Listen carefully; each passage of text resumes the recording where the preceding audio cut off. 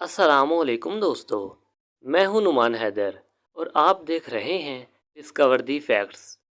اگر کوئی پوچھے کہ دنیا کا سب سے امیر ترین شخص کون سا ہے تو ہمارے ذہن میں ایلون مسک، جیف بیزوس یا بل گیٹس کا نام دماغ میں آتا ہے، لیکن تاریخ دانوں کے مطابق دنیا کا سب سے امیر ترین شخص مسلم حکمران منسا موسیٰ تھا۔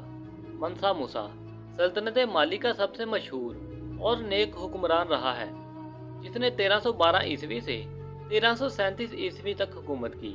اس کے عہد میں مالی کی سلطنت اپنے نقطۂ عروج پر پہنچ گئی۔ منسا کا مطلب بادشاہ ہوتا ہے۔ مالی سلطنت 1235 عیسوی میں قائم ہوئی، جو 1670 عیسوی تک ہی چل سکی۔ یہ سلطنت دنیا کے امیر ترین سلطنت میں سے ایک تھی۔ اپنی اونچائی پر مالی افریقہ کی سب سے بڑی سلطنت تھی۔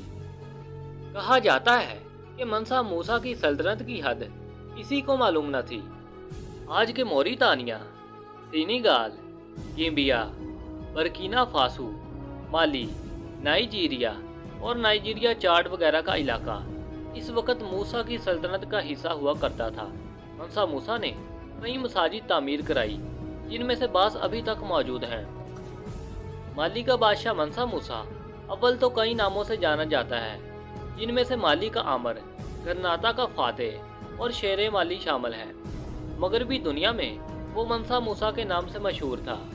موسیٰ ایک اسلامی نام ہے جس کا معنی بادشاہوں کا بادشاہ ہے۔ منسا موسیٰ کی دولت کا آج کے دور میں تخمینہ لگانا بہت مشکل ہے، پھر بھی ایک اندازہ کے مطابق ان کی دولت 400 ارب امریکی ڈالر کے برابر تھی۔ اگر افراط زر کو خاطر میں نہ لایا جائے تو اس وقت ایلون مسک کے پاس دنیا میں سب سے زیادہ دولت موجود ہے، لیکن اگر افراط زر کو ذہن میں رکھا جائے تو بھی منسا موسیٰ کی دولت تاریخ کے کسی بھی زندہ یا مردہ دولت مندوں سے زیادہ ہے۔ دولت مندوں کا موازنہ کرنے پر ہمیں یہ پتہ چلتا ہے کہ روتھ چائلڈ خاندان کے پاس 350 ارب امریکی ڈالر دولت تھی، جبکہ جان ڈی راک فیلر کے پاس 340 ارب ڈالر دولت تھی۔ ایلون مسک کو حال ہی میں دنیا کا امیر ترین شخص قرار دیا گیا ہے، جن کی دولت کا تخمینہ 238 ارب امریکی ڈالر لگایا گیا ہے، جبکہ منسا موسیٰ کے پاس ایلون سے کہیں زیادہ دولت تھی۔ اس دور میں ٹمبوکٹو مالی کا سب سے بڑا علاقہ تھا، جو سلطنت کے شمال میں واقع تھا اور دنیا کے سب سے بڑے صحرا صحارا کے جنوب مغرب میں واقع تھا۔ ٹمبوکٹو کی وجہ شہرت زمانہ قدیم میں افریقہ سے ہونے والی سونے کی تجارت تھی، اور یہی شہر سونے کی تجارت کا مرکز تھا۔ منسا موسیٰ ایک نیک اور سخی حکمران تھا، اس کے عدل و انصاف کے قصے تاریخ میں درج ہیں۔ منسا موسیٰ کے دور کا مشہور ترین واقعہ سن 1324 میں اس کا منفرد سفر حج تھا۔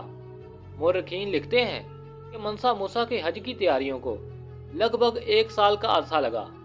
سونے کی تاروں سے مرصع شاہی خیمے بنائے گئے، اہل خانہ کے لیے سفری محل بنایا گیا۔ موسیٰ کے ذہین ترین درباریوں نے ہزاروں خیموں پر مشتمل ایک بے مثال چلتا پھرتا شہر بنا ڈالا۔ منسا موسیٰ کو سب سے زیادہ شہرت اس سفر حج کی وجہ سے ملی۔ یہ سفر اس قدر پرشکوہ تھا کہ اس کی وجہ سے منسا موسیٰ کی شہرت نہ صرف اسلامی دنیا کے ایک بڑے حصے میں پھیل گئی، بلکہ تاجروں کے ذریعے یورپ تک اس کے نام کے چرچے ہونے لگے، اور لوگ اس کے قافلے کو دیکھ کر دنگ رہ گئے۔ لوگوں نے دیکھا کہ منسا موسیٰ کے قافلے کے ہمراہ 60,000 افراد تھے، جن میں سے 12,000 اس کے غلام اور پیروکار تھے، جنہوں نے 4 پاؤنڈ سونا اٹھا رکھا تھا۔ بقول ابن خلدون، منسا موسیٰ کے قافلے میں اتنے زیادہ لوگ تھے کہ ان کا شمار مشکل تھا۔ منسا موسیٰ جس گھوڑے پر سوار تھا، اس کے لیے سونے کی خصوصی لگامیں تیار کی گئیں۔ اس طرح منسا موسیٰ کے آگے 500 افراد کا دستہ تھا، جنہوں نے خوبصورت ریشمی لباس زیب تن کیا ہوا تھا، اور ہر ایک کے ہاتھ میں سونے کی ایک چھڑی تھی۔ اس کے ساتھ ساتھ قافلے میں 80 اونٹوں کا ایک کارواں بھی تھا، جس کے ہر اونٹ پر 136 کلو سونا لدا ہوا تھا۔ دراصل اس سلطنت میں سلطنت مالی دنیا کے آدھے سونے کی مالک تھی، اور ان سب کا مالک منسا موسیٰ تھا۔ ایک اندازے کے مطابق منسا موسیٰ نے 125 ٹن سونا राह खुदा में खर्च किया था। इस सफ़र के दौरान ये जहाँ से गुजरता गुरबा की मदद करता, हर जुमा को वहाँ एक मस्जिद तामीर करवाता और वहाँ के हाकिम और ताजरों को मिलता और इन्हें सोने से माला माल कर देता।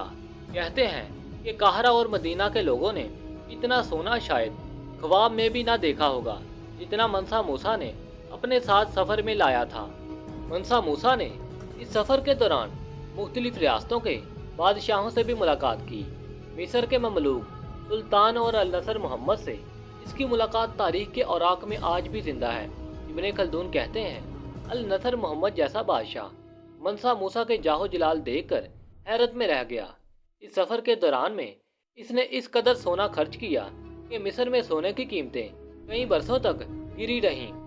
इस दौर में गालबन मगरबी अफ्रीका के इस इलाके में सोने की कसीर तादाद पाई जाती थी। मनसा मूसा इस कदर फराख दिल, सखी और शाह खर्च था कि जब मिस्र से गुजरा तो कहते हैं इसने गरीबों को इतने एहतियात दिए कि इलाके में अफराते ज़र की कैफियत हो गई। मनसा मूसा मुनास्के हज से जब वापस आ रहा था तो दरबार में सवाल उठाया गया कि मैं इन इलाकों की माशियत को कैसे बेहतर कर सकता हूँ, क्योंकि मेरा इरादा तो नादार लोगों की मदद करना था, जबकि मेरे इल्म के मुताबिक इन इलाकों के लोग मुआशी अदम इस्तेहकाम का शिकार हो गए हैं। चुनांचे बाहम मशवरे से इसने ऐलान किया कि जो लोग इसे सोना वापस करना चाहें वो इसे 2 गुना कीमत अदा करने को तैयार है। लोगों ने इस नाकाबिले यकीन पेशकश से खूब फायदा उठाया और खैरात और इमदाद में दिया गया सोना दोबारा इसके पास वापस आ गया और लोगों की मुआशी हालत भी बेहतर हो गई। मनसा मूसा के इस सफ़र की वजह से इसकी दौलत और फयाजी के चर्चे चारसू फैल गए।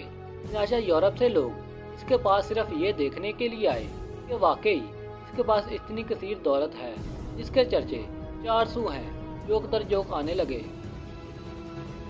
2012 में एक तहकीक हुई जिसके मुताबिक मनसा मूसा का नाम दुनिया के सबसे अमीर तरीन अफराद की फहरिस्त में सबसे पहले नंबर पर था।